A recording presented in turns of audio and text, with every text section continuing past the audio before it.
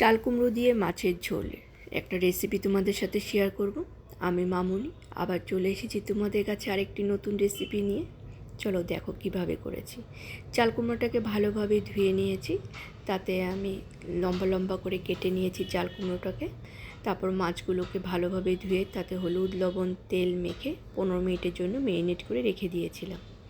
তারপর মাছগুলো একটা গরম তেলে আমি ফ্রাই করে নিচ্ছি। ফ্রাইটা এমনভাবে করেছি যাতে মিডিয়াম ফ্রাই হয়, ঝোলে দেওয়ার পর যাতে মাছটা ভেঙে না যায়।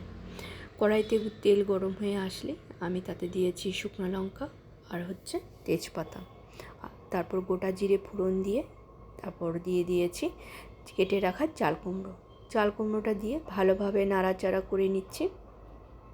তারপর এখানে দিয়ে দিব আমি 4টা কাঁচা লঙ্কা দিয়েছি, গোটা লঙ্কা দিয়েছি, আমি কোনো বাটা লঙ্কা দিইনি, এখানে দিব না।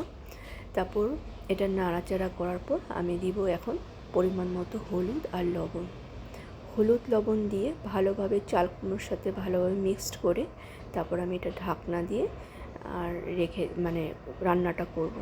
আর গ্যাসের ফ্লেমটা অবশ্যই কম করে করতে হবে যাতে চাল কুমড়োগুলো নিচে লেগে না যায় বা পুড়ে না যায়। তো এভাবে কিছুক্ষণ করার পর যখন চাল কুমড়োটা সেদ্ধ হয়ে আসে তারপর এখানে আমি পরিমাণ মতো দিব জিরের গুঁড়ো, লঙ্কার গুঁড়ো আর ধনের গুঁড়ো দিয়ে ভালোভাবে নাড়াচাড়া করে আর পরিমাণ মতো একটু চিনিও দিব। চিনিটা এই কারণেই দিব, চাল কুমড়োতে চিনি না দিলে বা একটু মিষ্টি না দিলে টেস্টটা আসে না, সেরকম ঝোলের টেস্টটা ভালো হয় না। তো আমি বহুবার করেছি, লাউ দিয়ে মাছ করেছি বহুবার, কিন্তু চাল কুমড়ো দিয়ে এই প্রথমবার করলাম।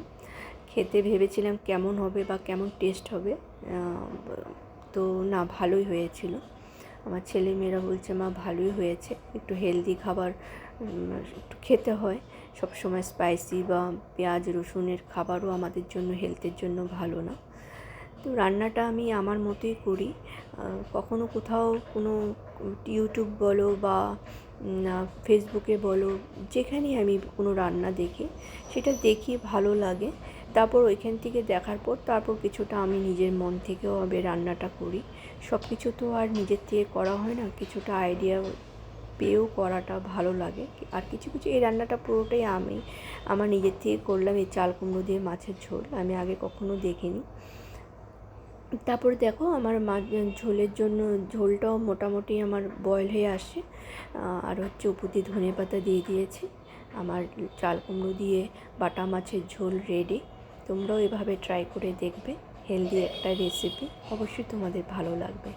আর হ্যাঁ, তোমাদের কেমন লাগে আমার রেসিপিগুলো সেটাও একটু অবশ্যই আমাকে জানাবে।